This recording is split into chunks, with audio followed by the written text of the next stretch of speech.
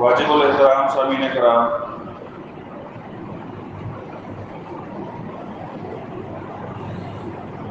احکام الجنائز سیریز کے حوالے سے خطبات کا سلسلہ جاری ہے، اور اس حوالے سے انسان بیمار ہوتا ہے تو بیماریوں میں جو شرعی احکامات ہیں وہ کیا ہیں، اس کی کچھ تفصیل آپ کے سامنے پیش کی تھی۔ آج کی نشست میں یہ بات ہوگی کہ اگر کوئی مسلمان بیمار ہو جائے تو باقی لوگ اس کے لیے کیا کریں گے، عیادت وغیرہ کے جو احکامات ہیں اس پہ آج تھوڑی سی گفتگو کریں گے۔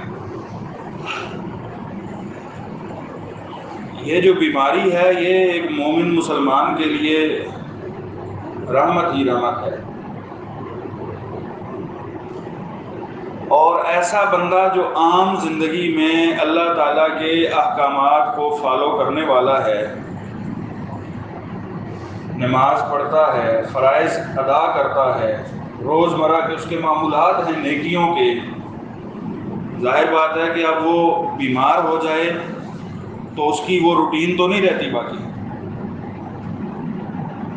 اب وہ کمزور ہو گیا ہے، وہ بیماری کی حالت میں ہے، اس کی نمازوں کی، فرائض کی، نوافل کی ادائیگی کے وہ احکامات، وہ روٹین ٹوٹ چکی ہے۔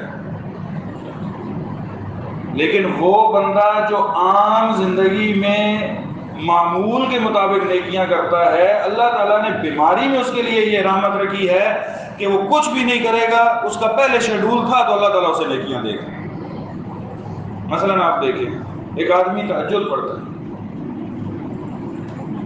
اور اس کی روٹین ہے تہجد پڑھنا، بیمار ہو گیا، اب بیماری کی حالت میں وہ تہجد نہیں پڑھ سکا، لیکن پہلے اس کی روٹین تھی۔ اللہ تعالیٰ نے اس بیماری کو بھی اس کے لیے رحمت بنایا، اللہ تعالیٰ اس کے لیے تہجد کا اجر رکھیں گے کہ اس کو تڑپ تو ہے، بیمار ہے، تڑپ ہے کہ میری تہجد رہ گئی ہے، میں تہجد نہیں پڑھ پا رہا، اللہ تعالیٰ اسے پھر بھی اجر دیں گے۔ یعنی عام زندگی میں انسان کو چاہیے کہ معمولات اچھے سے اچھے ہوں، تو بیماری میں وہ معمولات آپ کچھ بھی نہیں کر رہے پھر بھی اللہ تعالیٰ اجر دے گا۔ اور اس کی دلیل صحیح بخاری کی حدیث ہے، سیدنا ابو موسیٰ الاشعری رضی اللہ تعالیٰ عنہ بیان فرماتے ہیں کہ رسول اللہ صلی اللہ علیہ وسلم نے ارشاد فرمایا، اذا مرض العبد او سافر کتب له بمثل ما كان يعمل مقیما صحیحا۔ جب ایک بندہ بیمار ہو جائے یا وہ سفر کرے، اب بیماری کے دوران اور سفر میں اس کے لیے معمول کی نیکیاں کرنا معمول کی طرح ممکن نہیں ہے، لیکن وہ پہلے ایسا کرتا تھا تو اللہ تعالیٰ اس بیماری اور سفر میں بھی اس کے اعمال کے اجر ویسے ہی لکھے گا جیسے عام زندگی میں تندرستی میں یا مقیمی حالت میں ہوا کرتا تھا۔ یہ بیماری بڑی رحمت ہے اللہ تعالیٰ کی طرف سے۔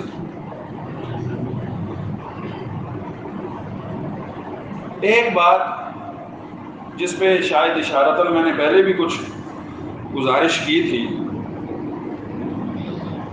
بیماری کو کبھی بھی برا بھلا نہیں کہنا چاہیے کہ ہمارے ہاں عموماً عادت ہوتی ہے، وہ بیماری آ گئی، تکلیف آ گئی، کوئی بندہ عیادت کو چلا گیا، کوئی جاننے والا مل گیا، گھر میں آ گیا، تو مردوں میں قدرے کم لیکن خواتین میں تو یہ شرح بہت زیادہ ہے کہ وہ بیماری پر لعن طعن برا بھلا کہنا شروع کر دے گی، یہ بیماری مجھے چمٹ گئی ہے، ایسے ہے ایسے ہے، بیماری کے بارے میں شکوے شکایتیں۔ یہ ویسے ہی یاد رکھنا چاہیے کہ شکوے شکایتیں جو ہے نا، شکایتیں تو اللہ تعالیٰ کے سامنے بھی انسان کو نہیں لگانی چاہیے، اللہ تعالیٰ سے راضی رہنا چاہیے بندے کو، اللہ تعالیٰ کی رضا پر، لیکن کچھ شکوہ ہو بھی نہ تو بندے کو رب کے سامنے رکھنا چاہیے۔ تو سیدنا یعقوب علیہ السلام کے لخت جگر سیدنا یوسف گم ہو گئے، مل نہیں رہے ہیں، بنائی چلی گئی، اتنی تکلیف ہے، جدائی کا صدمہ ہے، لیکن انہوں نے پھر بھی کیا کہا؟ انما اشکو بثی وحزنی الی اللہ، میں اپنا سارا جو غم ہے اور میں اس کا شکوہ اور اپنی تکلیف کا شکوہ صرف اللہ سے کرتا ہوں۔ میری بات رب کے سامنے، لوگوں کے سامنے تو ویسے ہی جائز نہیں ہے کہ آپ اپنی تکلیف بیماری کا جو ہے وہ شکوہ لگانا شروع کر دیں، شکایتیں لگانا شروع کر دیں، ایسے ہو گیا ویسے۔ سیدنا جابر رضی اللہ تعالیٰ عنہ بیان کرتے ہیں، صحیح مسلم میں ایک حدیث ہے، وہ کہتے ہیں کہ ایک دفعہ اللہ کے رسول صلی اللہ علیہ وسلم، ایک صحابیہ تھی سیدہ ام سائب نام تھا ان کا، تو سیدہ ام سائب بیمار ہو گئیں، رسول اللہ صلی اللہ علیہ وسلم ان کی عیادت کے لیے تشریف لے گئے۔ آپ وہاں پہ گئے، آپ نے پوچھا ما لکی تزفزفینا، تجھے کیا ہو گیا ہے، بیمار ہو گئی ہے، چرپائی پہ ہو گئی ہے، بھی پوچھا اس سے حال، تو وہ کہنے لگی الحمى لا بارک اللہ فیہا، بخار آ گیا، اللہ تعالیٰ اس میں برکت نہ ڈالے، اللہ تعالیٰ اس کو، یعنی بخار کے بارے میں کچھ ایسے جملے کہہ دیے، کہا کہ یہ بخار چمٹ گیا مجھے، تو اللہ کے رسول کچھ شکایتانہ سا انداز ہو گیا۔ اللہ کے رسول صلی اللہ علیہ وسلم نے فرمایا لا تصب الحمى فإنها تذهب خطايا بني آدم كما يذهب القير خبث الحديد، تو بخار کو، اس بیماری کو، بخار کو برا بھلا نہ کہہ، اس کو برا نہ کہے، کیونکہ یہ بخار جب بندے کو لگتا ہے تو بندے کی خطائیں، آدم کے بیٹے کی، آدم کی اولاد کی خطائیں اس سے اس طرح ختم کرتا ہے، صاف کرتا ہے، جس طرح ایک جلتی ہوئی بھٹی میں زنگ آلود لوہا ڈالا جائے تو اس لوہے کے اوپر سے زنگ صاف کرتی ہے وہ بھٹی۔ یہ بخار اس طرح انسان کے گناہوں کو ختم کرتا ہے، یہ تو رحمت ہی کا کام ہے۔ اسی بنا پر اہل علم یہ کہتے ہیں نا، یہ بھی ایک سوال پیدا ہوا کہ ایک آدمی ہے جس کو دائمی مرض ہے اور شدید تکلیف میں ہے اور عرصے سے وہ مریض ہی مریض ہے، بالکل کوئی اس کی حالت نہیں ہے، تو کیا اس کو زہر کا ٹیکہ لگا کے اس کو اس تکلیف سے ختم کر دینا چاہیے؟ یہ جائز ہے یا نہیں ہے؟ ایک آدمی ہے جو کسی کام کا نہیں رہا، بالکل چارپائی پر ہے اور اس کی حالت تکلیف کی شدت میں ہے، تو کیا ایسے دائمی مریض کو، جس کے ڈاکٹروں نے بھی جواب دے دیا ہے، بس اب اس کی موت کا یہ انتظار ہے، تو کیا اس کو زہر کا ٹیکہ لگا کے ختم کر دینا چاہیے؟ علم کہتے ہیں یہ جائز نہیں ہے، یہ تو قتل ہے۔ اللہ تعالیٰ نے اسے یہ تکلیف دی ہے تو اللہ تعالیٰ اس کے گناہوں کو، اس بیماری کو گناہوں کا کفارہ بنا رہے ہیں، آپ کیوں جلدی اس کو قتل کر کے اس کی اس کفارے کو ختم کرنا چاہتے ہیں؟ یہ دنیا کی تکلیف ہے اس کے لیے، آپ اس کو رہنے دیں۔ یہ بہرحال باتیں تھی کچھ، عیادت کے حوالے سے آتے ہیں۔ جو مسلمانوں کے اوپر حقوق ہوتے ہیں نا ایک دوسرے کے ذمے، ان حقوق میں سے، اور وہ بہت سارے حقوق ہیں، ان میں سے بنیادی جو حقوق شریعت نے گنوائے ہیں، ان میں سے ایک حق یہ بھی ہے کہ اگر کوئی مسلمان بیمار ہو جائے تو آپ اس کی عیادت کریں، اس کا حال احوال پوچھیں۔ اور یہ شاید آج سے بہت عرصہ پہلے تو اس بات کو سمجھنا یا اس کی اہمیت کو پہچاننا اتنا شاید مشکل نہ ہوتا، آسان نہ ہوتا، یعنی اتنی بات نہیں آتی، لوگوں کے پاس وقت ہوتا تھا، ایک دوسرے کے پاس ان کی خوشی غمی میں شریک ہوتے تھے، جاتے تھے، دکھ درد کے اندر جو ہے وہ شریک ہوتے تھے۔ لیکن ابھی جو جتنا دور ڈیجیٹل ہو رہا ہے تو ہماری وقت سے برکت ختم ہو رہی ہے، اب وقت سے برکت بھی ختم ہے، اور اسی طرح انسان مصروف سے مصروف ہو چکا ہے، تو ان چیزوں کے لیے وقت نکالنا بہت مشکل ہو گیا ہے۔ سب سے پہلے ایک بات ذہن کے اندر بٹھا لینی چاہیے، ہمارے ہاں عیادت کے حوالے سے بھی، یہ عیادت اور اس طرح کے جو امور ہیں نا، کسی کے ہاں جانا، ہمارے ہاں یہ بھی وہ باری، وہ پنجابی میں ہمارے یہاں کہتے ہیں بھاجی بری، یعنی وہ آیا ہے تو ہم نے جانا ہے، وہ ہم بیمار ہوئے تھے، ہمارے وہ بزرگ بیمار ہوئے تھے تو وہ آتے ہیں تو ہم نے بھی جانا ہے، یعنی یہ لینا دینا یہ ویسے ہی ہوتا ہے، لیکن اس کو نیت کے اندر نہیں رکھنا چاہیے. آپ اس کو نیت کے اندر رکھ کے اپنی ساری نیکیاں ضائع کر رہے ہیں. اس کی وجہ اللہ تعالیٰ کی رضا ہونی چاہیے کہ میں اللہ کی رضا کے لیے جا رہا ہوں. اگلا بندہ میرے جانے سے خوش ہوگا کیا نہیں ہوگا, مجھے کیا فائدہ ہے, اس کو کیا نقصان ہے, اس کو کیا فائدہ ہے, یا چلو وہ آیا تھا ہم جا رہے ہیں. نیت خالص صرف اللہ تعالیٰ کی رضا ہونی چاہیے. اس رضا کی خاطر انسان کو جانا چاہیے. یہ بنیادی حقوق میں سے. صحیح مسلم کی مشہور حدیث ہے, سیدنا ابو ہریرہ رضی اللہ تعالی عنہ بیان فرماتے ہیں کہ رسول اللہ صلی اللہ علیہ وسلم نے ارشاد فرمایا, حق المسلم علی المسلم ست. ایک مسلمان کے دوسرے مسلمان پر 6 حق ہیں. بعض روایات میں 5, بعض میں 6, اور دیگر روایات میں بھی یہ بات بیان ہوئی ہے. آپ نے فرمایا کہ ایک مسلمان کے دوسرے مسلمان پہ 6 حق ہیں, یعنی دوسرے کے یہ حق ہے اور میرے ذمہ ہے کہ میں اس حق کو پورا کروں. حق وہ چیز ہوتی ہے جس کے بارے میں پوچھا جاتا ہے, پھر مسئولیت ہوتی ہے, یعنی یہ اس کے بارے میں پوچھا جائے گا, اور پوچھا کیسے جائے گا یہ بھی آگے میں آپ کے سامنے حدیث رکھوں گا. آپ صلی اللہ علیہ وسلم نے فرمایا وہ 6 حق کیا ہیں؟ اذا لقیتہ فسلم علیہ. سب سے پہلے تو یہ ہے ملاقات کا حق ہے کہ جب تم اس سے ملو, وہ تمہارے سامنے آئے, ملاقات ہو تو تم اسے سلام کرو, السلام علیکم ورحمۃ اللہ. یہ پہلا بنیادی حق ہے, سلام کرنا. اور دوسرا آپ نے فرمایا کہ وَإِذَا دَعَاكَ فَأَجِبْهُ. اگر وہ تمہیں دعوت دے تو تم اس کا جواب دو, قبول کرو اس کی دعوت کو.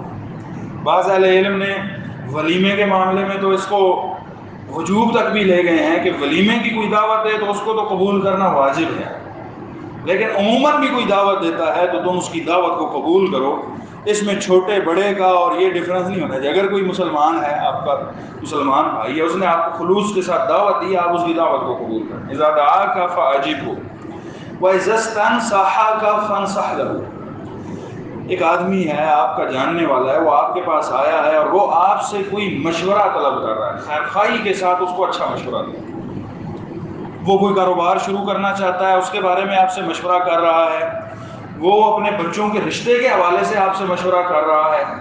وہ کسی بھی اور اعتبار سے کوئی سفر کرنا چاہتا ہے, کوئی اور معاملہ ہے, کوئی بھی معاملہ ہے, وہ آپ سے مشورہ طلب کر رہا ہے کہ بھائی اس معاملے میں مجھے مشورہ دو, تو تم اسے اچھا خواہانہ مشورہ دو. اس میں اپنا جمع تفریق نہیں کرنی چاہیے کہ یہاں سے میں اس کو ایسا مشورہ دوں, اس طرح یہ کاروبار تو کر رہا ہے, پیسے تو انویسٹ کر رہا ہے, میں اس کو ایسا مشورہ دوں کہ یہ اپنے ساتھ کاروبار پہ لگا لوں تاکہ مجھے بھی یہ فائدہ ہو جائے گا. اگر آپ کے ذہن میں ایسا ہے کہ اس کو فلاں کاروبار, فلاں معاملہ, فلاں اس طرح سوٹ کرتا ہے, مفید ہوگا, آپ اس کو وہ مشورہ دیں. اسی طرح رشتوں کے حوالے سے ظاہر بات ہے خاندانوں میں یہ معاملات چلتے ہیں, بہنیں بھائیوں سے, بھائی بہنوں سے, بھائی بھائیوں سے یہ مشورے کرتے ہیں, چھوٹے بڑوں سے مشورے کرتے ہیں.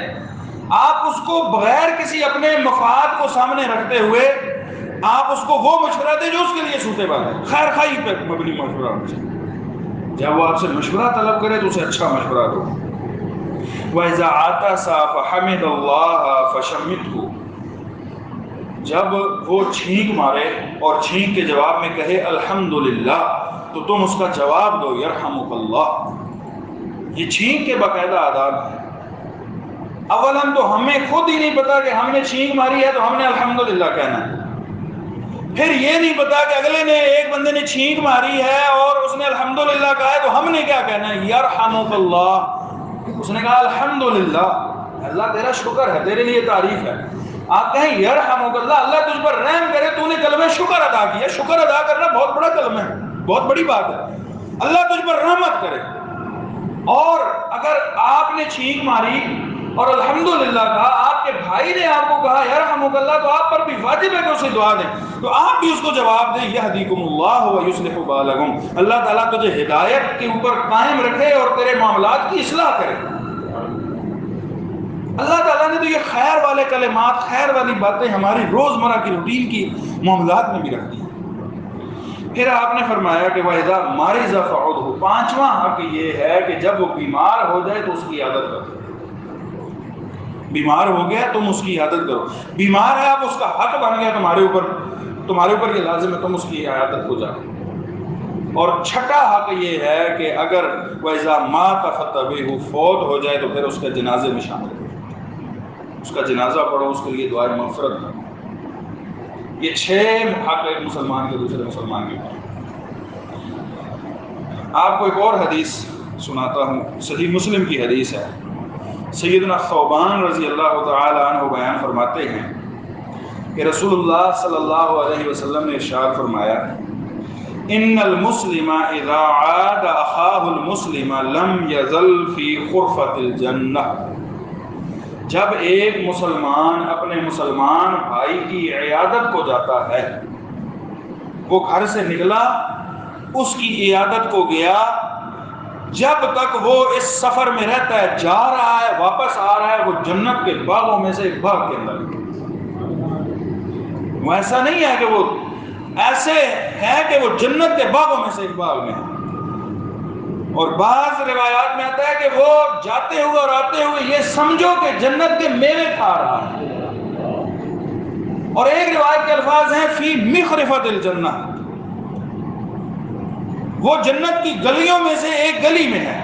اور مخرفہ کا معنی کیا کیا ہے شارحین نے؟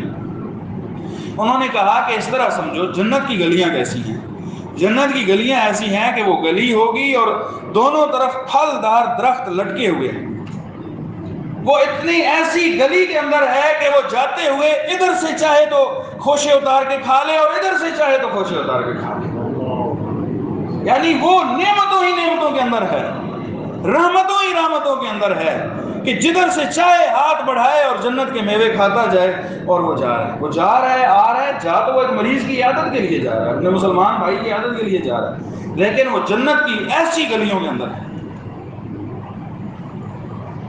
آپ اندازہ کریں نا، یہ چیزیں ہمارے معاشرتی سسٹم میں اسلام نے اتنی فضائل کے ساتھ اور اتنی رغبت دیتے ہوئے رکھے تو اس کے بہت سارے فوائد بھی ہیں۔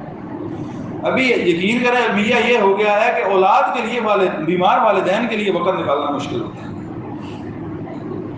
دنیا میں کئی جگہوں پر یہ کلبز کا جو وجود ہے، کلبز کا، یہ آپ دیکھیں گے شہروں میں نا بوڑھے لوگوں کے کلبز ہیں،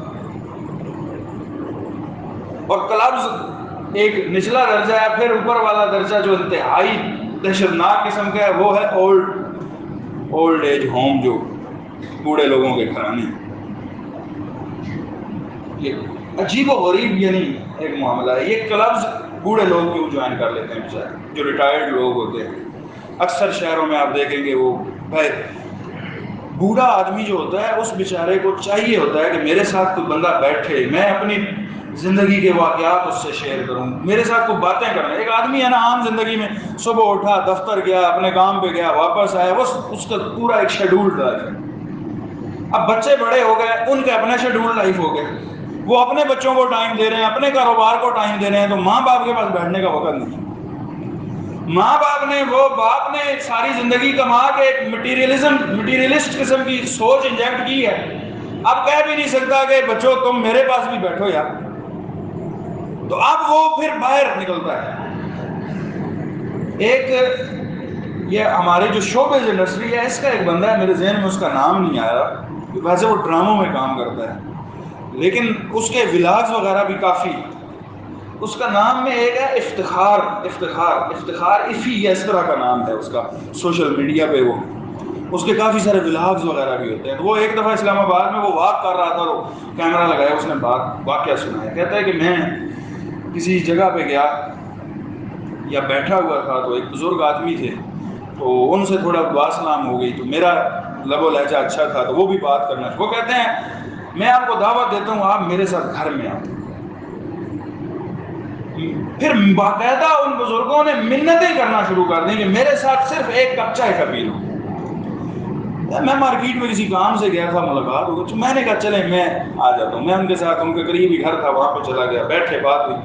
کہتا ہے کہ میں روزانہ یا کچھ دنوں کے بعد میں مارکیٹ میں جاتا ہوں اور میں کوئی بندہ دیکھتا ہوں پھر میں اسے ایک چائے کی کپ کی دعوت دیتا ہوں، اور بسا اوقات مجھے اس کی بڑی ساری منتیں کرنا پڑ جاتی ہیں، لیکن میں لے کے آتا ہوں. یہ میری بیگم ہے اور میں، ہم دونوں اکیلے ادھر رہتے ہیں. میرا ایک بیٹا فلاں ملک میں ہے، ایک بیٹی فلاں ملک میں ہے، ایک بیٹا فلاں ملک میں ہے، وہ یہ کام کرتے ہیں، وہ اپنی زندگیوں میں مگن ہیں. وہ کبھی سال بعد پاکستان آئیں گے، کبھی کب آئیں گے تو وہ تھوڑا وقت ہمیں بھی دیں گے. ہم دونوں یہاں پہ اکیلے ہیں. ہمارے پاس پیسے کی کمی نہیں ہے، پیسہ بہت سارا ہے، لیکن ہمارے پاس بیٹھ کے باتیں کرنے والا کوئی نہیں ہے. ہمارے پاس بیٹھ کے باتیں کرنے والا کوئی نہیں ہے. یہ کچھ دن پہلے شاید میں نے اپنے واٹس ایپ کا جو ہمارا مسجد کا مجموعہ ہے اس میں ایک تحریر بھیجی تھی عبدالستارے صاحب کی. ان سے انٹرویو کرنے والے نے پوچھا کہ آپ نے بہت ساری لاوارث میتیں دفن کی ہیں، کوئی ایسی میت جو آپ کو یاد رہ گئی ہو، کوئی خوفناک، کوئی ایسی مسخ شدہ لاش تھی جس کی انتہائی بری حالت ہو، آپ کو یاد رہ گئی ہو؟ وہ کہتے ہیں یار میری زندگی میں نے بڑی لاوارث لاشیں دفن کی ہیں، مجھے کوئی مسخ شدہ اور ایسی بری حالت والی لاش نہیں یاد رہی، لیکن مجھے ایک بزرگ کی میت یاد رہ گئی ہے جو انتہائی خوبصورت اچھے کپڑوں کے اندر تھا. ہوا یوں کہ ہمارے آفس میں فون آیا کہ فلاں جگہ پہ ایک میت ہے، آپ نے اٹھانی ہے.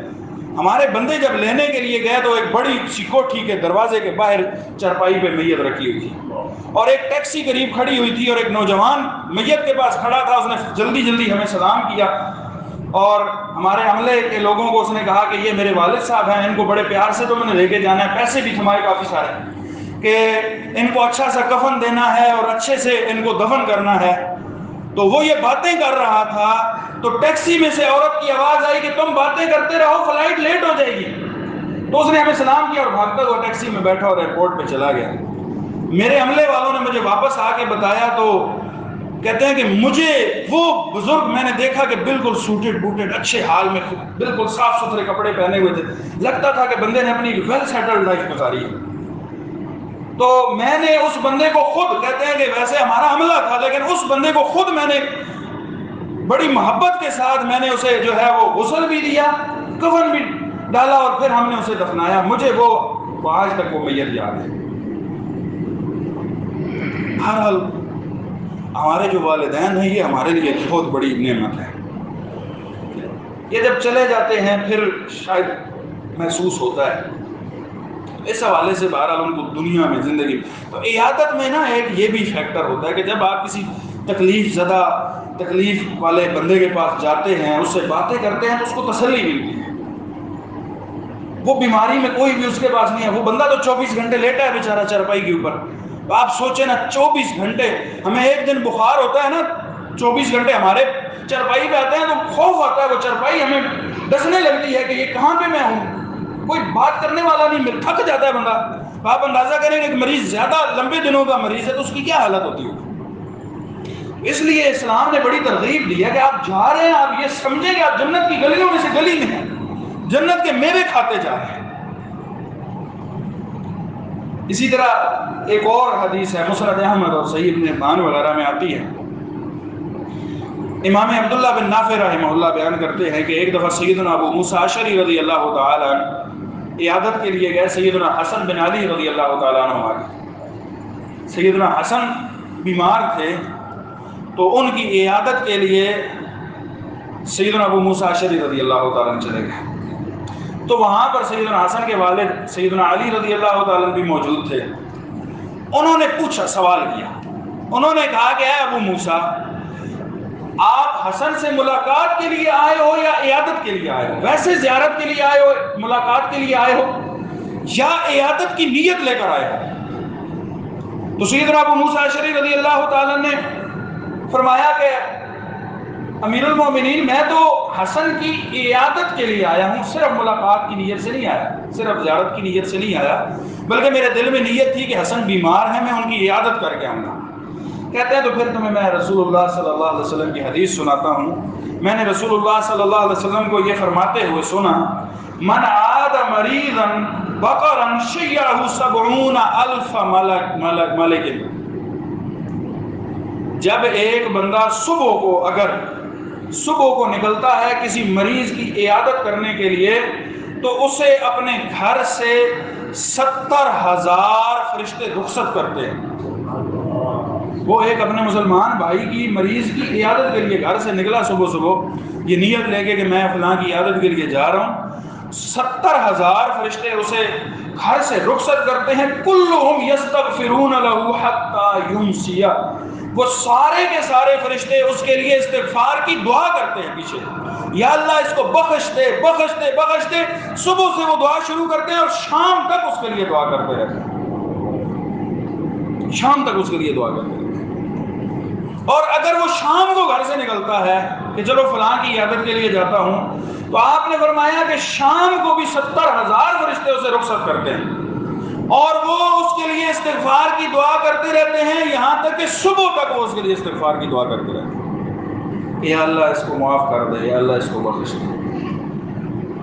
یہاں آپ اندازہ کریں کہ 70,000 فرشتے آپ کو پروٹوکول کے ساتھ گھر سے رخصت کر رہے ہیں، یہ بندہ یہ نیت لے کے جا رہا ہے کہ میں فلاں اپنے مسلمان بھائی کی عادت کر گیا، اور 70,000 فرشتے آپ کے لیے پورا دن بخشش کی دعا کر رہے ہیں کہ یا اللہ اس کو معاف کر دے معاف کر دے، تو آپ اندازہ کریں یہ کتنی بڑی دعا ہے۔ آج کل کون دعا کرتا ہے؟ ہم کسی کے لیے دعا کرتے ہیں؟ ہمارے پاس وقت نہیں ہے تو دوسروں کے لیے بھی تو ہمارے پاس وقت نہیں ہے نا کہ وہ ہمارے لیے یہ دعا کرے کہ یا اللہ تو اس کو بخش دے معاف کر دے، اور 70,000 فرشتے بیٹھ کے کہاں میں پورا دن یہ کر رہے ہیں کہ یا اللہ تو اس کو معاف کر دے۔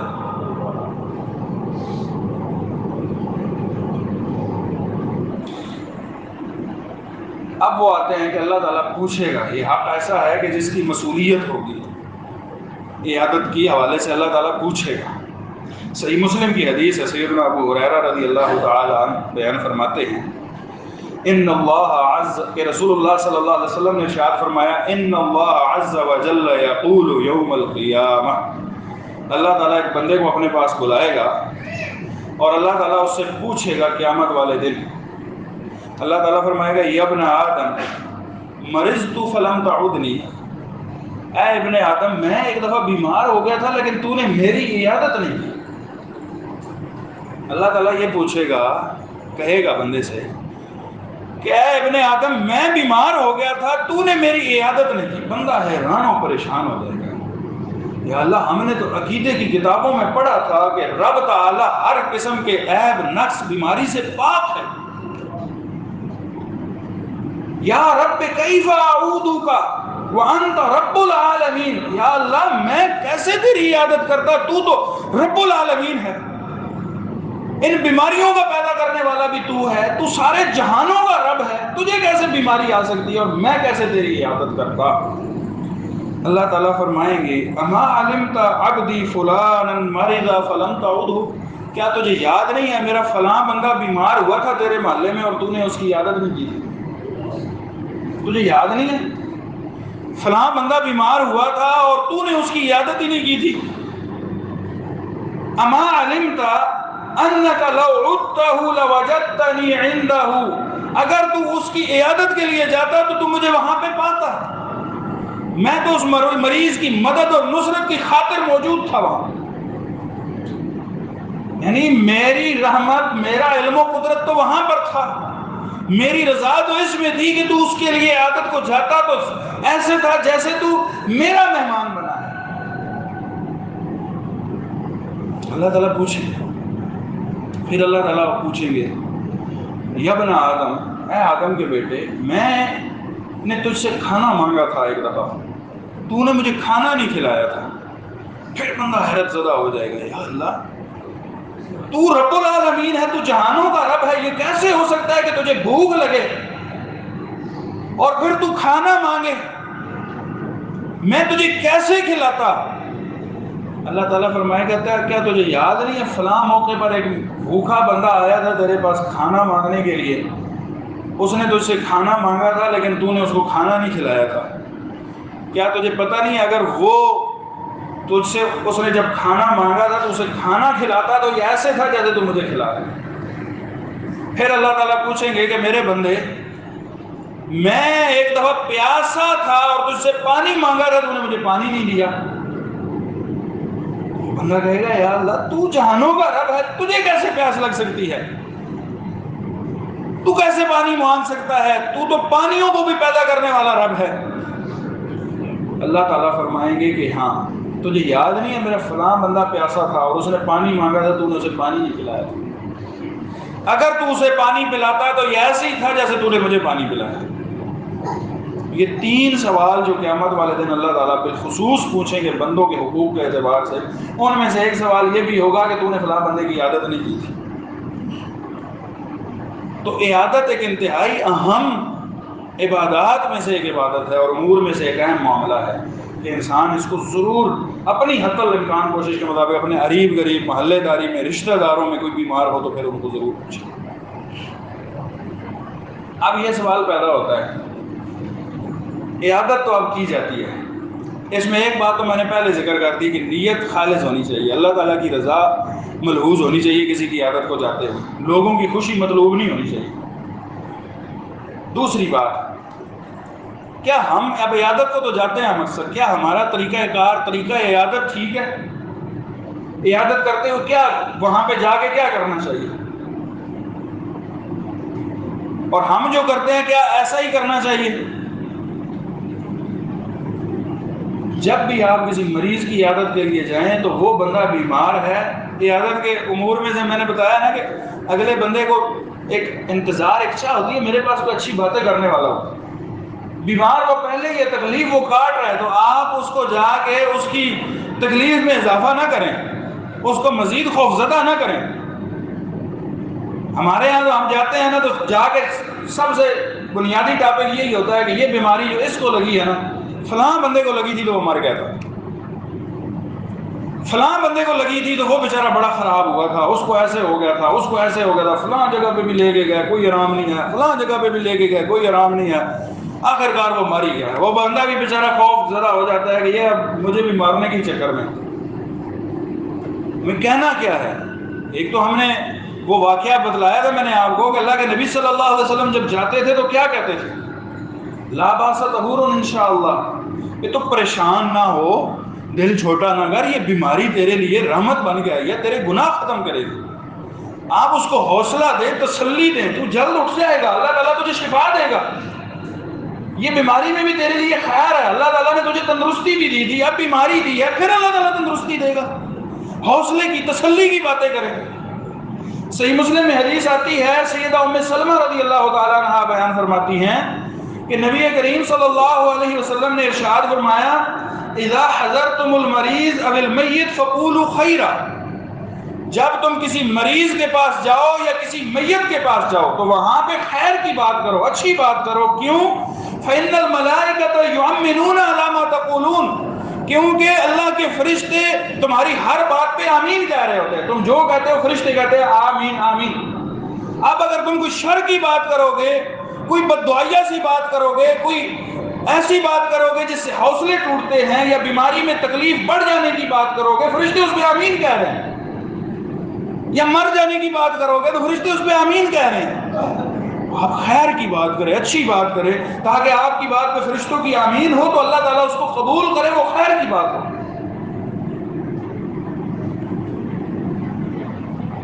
اسی طرح نبی کریم صلی اللہ علیہ وسلم سب سے زیادہ، میں نے بہت ساری احادیث دیکھی آج اس حوالے سے کہ نبی کریم صلی اللہ علیہ وسلم کسی مریض کے پاس جاتے تھے تو آپ کا کیا معاملہ؟ یقین کریں ذکر دعا کے علاوہ تیسری کوئی بات نہیں، آپ ہمیشہ خیر کی بات کرتے ہیں۔ وہ صحیح مسلم وغیرہ میں حدیث آتی ہے، آپ ایک یہودی کا بچہ تھا بیمار ہو گیا، کبھی کبھی مسلمانوں کے پاس آ کے بیٹھا کرتا تھا، آپ صلی اللہ علیہ وسلم کی مجلس میں بیٹھا کرتا تھا، بیمار ہو گیا، آپ کو پتہ چلا نوجوان تھا، آپ نے صحابہ کو کہا میرے صحابہ آؤ چلتے ہیں اس کی عادت کے لیے، تو آپ چلے گئے وہاں پہ، اس کا باپ بھی موجود تھا، آپ نے کہا کہ بیٹا تو نا اسلام قبول کر لے، کلمہ پڑھ لے۔ تو اس نے اپنے باپ کی طرف دیکھا تو باپ نے کہا کہ اتے ابو القاسم، تو محمد صلی اللہ علیہ وسلم کی بات کو مان لے، حالانکہ باپ یہودی تھا، تو اس کی بات مان لے۔ تو اس بیٹے نے، اس لڑکے نے، نوجوان نے کلمہ پڑھا اور تھوڑی دیر کے بعد ادھر ہی اس کی روح پرواز کر گئی۔ اللہ کے رسول صلی اللہ علیہ وسلم اتنے خوش تھے، اتنے خوش تھے، صحابہ کہتے ہیں ہم باہر آئے، رسول اللہ صلی اللہ علیہ وسلم کا چہرہ خوشی سے تمتما رہا تھا کہ ہم اس کی عیادت کے لیے آئے ہیں، اس کو اسلام کی دعوت دی، دیکھو یہ جہنم سے تو بچ گیا، جاتے جاتے کلمہ پڑھ گیا۔ آپ وہاں پہ جا کے وہ خیر کی بات کریں، کوئی ایسا بندہ ہے جس کے عقیدے کا کوئی معاملہ ہے، آپ اس کو توحید کی دعوت دیں، آپ اس کو اچھے عقیدے کی دعوت دیں، خیر والے اعمال اور خیر والے عقیدے کی بات کریں، ہو سکتا ہے وہ آپ کی بات قبول کر لے، زیادہ زیادہ اللہ تعالیٰ اس کی زندگی بنا دے۔ اسی طرح آپ دعائیں کیا کرتے تھے۔ سیدنا عبداللہ بن عباس رضی اللہ تعالی عنہ سنن ابی داؤد کی روایت ہے، بیان کرتے ہیں کہ رسول اللہ صلی اللہ علیہ وسلم نے فرمایا ما من مسلم یعود مسلما فیقول 7 مرات، جب بھی کوئی بندہ کسی مسلمان بندے کی عیادت کے لیے جاتا ہے اور وہاں جا کے 7 دفعہ یہ دعا پڑھتا ہے، 7 دفعہ کیا؟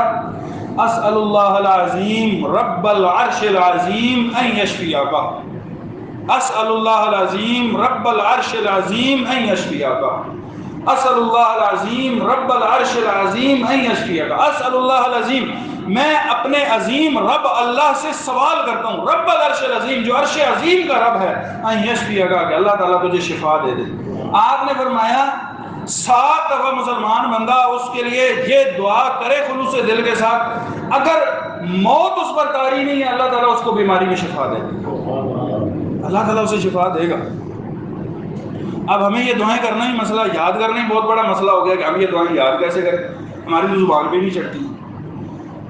تو اس لیے یہ دعائیں، اذکار، یہ خیر کی باتیں ہمیں معلوم نہیں ہوتی تو ہم دنیا جہان کی باتیں کریں۔ پھر یہ بھی ایک اور معاملہ بھی یاد رکھیں، آپ عیادت کے لیے جا رہے ہیں، آپ اس کے پاس مریض کی حالت کو دیکھتے ہوئے بہت زیادہ وقت بھی وہاں پہ نہیں لگانا چاہیے۔ یہ 2 چیزیں ہوتی ہیں، ایک گھر والوں کے لیے پریشانی ہوتی ہے اور بسا اوقات مریض کے لیے بھی پریشانی ہو جاتی ہے۔ تیسری ایک اور اہم بات کہ آپ کبھی بھی اس حوالے سے یہ مائنڈ بھی نہیں کرنا چاہیے اور ذہن میں ہونا بھی نہیں چاہیے، اور مریض کے لواحقین کو بھی یہ بات محفوظ رکھنی چاہیے۔ ہمارے ہاں اچھی خاصی دعوتیں چل پڑتی ہے، بندہ بیمار ہو گیا، یعنی آپ اس کی بیماری پہ اخراجات لگائیں، اس کے لیے وہ خیر کے اخراجات، کچھ صدقہ خیرات آپ کریں۔ یہ ہمارے ہاں جاتے ہوئے بھی یہ نیت ہے کہ کھانے پینے کی، اور وہاں سے بھی ان بیچاروں کو پڑی ہے کہ اب اچھے سے اچھے لوگ جو ہے وہ کھانے کھلائے جائیں، چائے پلائی جائے، اور یہ سارا چیز، یعنی اکرام ایک چیز ہے وہ کرنی چاہیے اپنی بساط کے مطابق۔ لیکن اگر کوئی ایسا بندہ ہے جو غریب آدمی اور ایسے معاملات نہیں کر سکے تو ہمیں دل میں یہ بات سوچنی بھی نہیں چاہیے، اور یہ دل کے اندر نیت بھی نہیں ہے، نیت صرف اللہ کی رضا ہونی چاہیے۔ اس لیے زیادہ دیر وہاں پہ بیٹھ کے بھی بساؤ کا تکلیف کا باعث بن جاتا ہے۔ آپ دیکھیں ماحول کو دیکھتا ہے نا بندہ، سمجھ آ جاتی ہے، تو کوشش کریں گے۔ اسی طرح ایک اور اہم بات، اس پہ پچھلے کسی خطبہ میں نے اشارتاً بھی بات کی تھی، ایک اہم مسئلہ یہ عیادت کے لیے اب ہو گیا ہے کہ ایک آدمی بیمار ہو گیا اور انفارچونیٹلی وہ ہسپتال پہنچ گیا۔ اب ہم سب کی یہ کوشش ہوتی ہے کہ ایک دفعہ ہسپتال بھی اس کے پاس جانا ہے، وہاں پہ ہے۔ اب جب ہسپتال جاتے ہیں تو ہسپتالوں کے قوانین ہوتے ہیں، انہوں نے تو وقت مقرر کیا ہوا ہے۔ اب جانے والا بھی لازمی جس ٹائم بھی گیا اس کے ذہن میں اب میں مریض کے پاس پہنچوں، اور وہ جو مریض کے لواحقین ہیں ان بیچاروں کے لیے بڑی پریشانی ہوتی ہے کہ یار یہ بندہ آیا ہے، اتنی جگہ سے آیا ہے، دور سے آیا ہے، گھنٹے آدھے گھنٹے پونے گھنٹے 2 گھنٹے کا سفر کر کے بھی آیا ہے، اب آگے سے اسپتال والے کہہ رہے ہیں مریض سے مل نہیں سکتے، تو وہاں پہ ایک نیا کام کھل جاتا ہے کہ وہ جو باہر بندہ کھڑا ہے وہاں پہ کوئی ان کا نگران ہے تو اس کو لے دے کے آپ ٹائم لے رہے ہیں۔ عجیب سا ایک معاملہ ہو جاتا ہے۔ جانے والا بھی یہ نہیں سوچتا کہ بھئی اگر نہیں ہے تو کوئی بات نہیں ہے، آپ باہر سے واپس آ جائیں، آپ ان کے لواحقین کو دعا، ان کے لیے اس مریض کے لیے دعا کریں، ان کو تسلی حوصلہ دیں، اور اگر وقت نہیں ہے مقرر وہاں پہ ملاقات کا تو فورس نہیں کرنا چاہیے۔ اب ہمارے یہاں جانے والے بھی فورس کر رہے ہوتے ہیں اور وہاں پہ جو لواحقین ہیں ان کو بھی یہ مشکل پڑی ہوتی ہے، تو یہ اب وہ بیمار ہے، اس کے لیے دعاؤں اور خیر کی ضرورت ہے، اوپر سے گناہ کا کام ہو رہا ہے کہ رشوت خوری چل پڑی ہے۔ اس چیز کو بھی ملحوظ رکھنا چاہیے، اس پہ کوئی کسی قسم کی معاملہ نہیں ہونا چاہیے کہ اگر میری ملاقات نہیں ہو سکی ہے، جب وہ مریض گھر آئے گا آپ آرام سے جائیں، گھر میں ساری سہولیات ہیں، سارا معاملہ ہے اچھے سے، سارے وہ آپ آنے والوں کو بھی جو ہے وہ آگے سے معاملات مینیج کر سکتے ہیں، تو آپ عیادت کریں۔ اس پہ لواحقین کو بھی نہیں ہونا چاہیے کہ فلاں اسپتال میں ہمارے پاس آیا تو فلاں نہیں آیا، اور جانے والوں کو بھی نہیں ہونا چاہیے کہ اسپتال میں ایک دفعہ لازمی جو ہے وہ منہ دکھا کے ہمیں ممکن ہو، ممکنات کے اندر ہو تو بس ظاہر بات ہے شریعت میں ہم نے یہی چیزیں پڑھی ہیں، لیکن یہ ساری باتیں ملحوظ رکھنی چاہیے، تب جا کے جو ہے نا یہ شریعت کے احکامات کی روشنی میں شرعی جو احکام ہیں ان کے مطابق یہ معاملہ ہو، تب جا کے ہمیں اجر بھی ملے گا اور یقیناً یہ خیر بھی ملے گی۔